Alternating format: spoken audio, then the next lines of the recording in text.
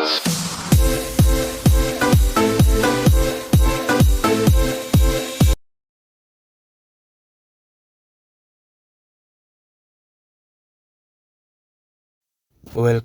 to my channel.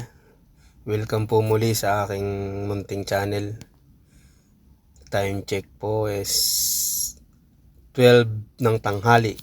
Tanghaling tapat. Araw ng Sabado po. February 24.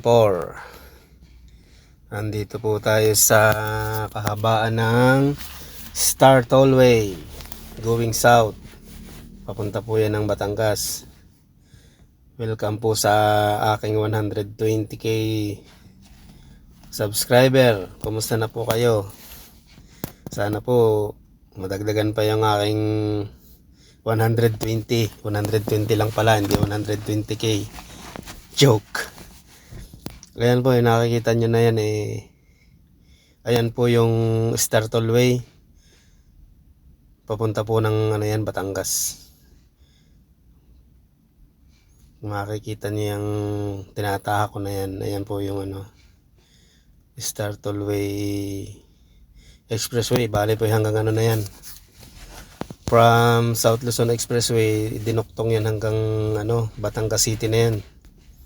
Yung pinakadulo niyan papunta na ng Pier, Batangas Pier. Isang beses na ako nakadaan dyan, pero ngayon lang ulit. Kaya ngayon ako nag-video. Nakadaan ako dyan, pangalawa na ngayon. Bali papunta naman kami ng San Juan.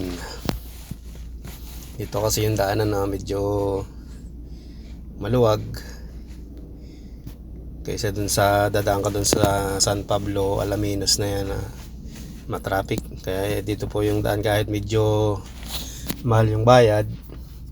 Parang from C5 336 yung i-exitan ko hanggang dun sa Ibaan exit.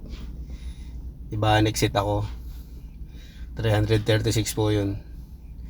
Pagkatapos pag naka-exit na ako ng Ibaan, papunta naman ako ng Rosario. Pagkatapos kasunod ng San Juan, yun papunta nandun sa pupuntahan namin na Beach La Ia.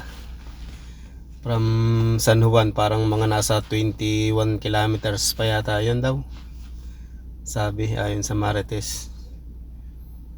Ayan lang po ang kwento. Samahan niyo po ako sa aking biyahe. Thank you. Let's go.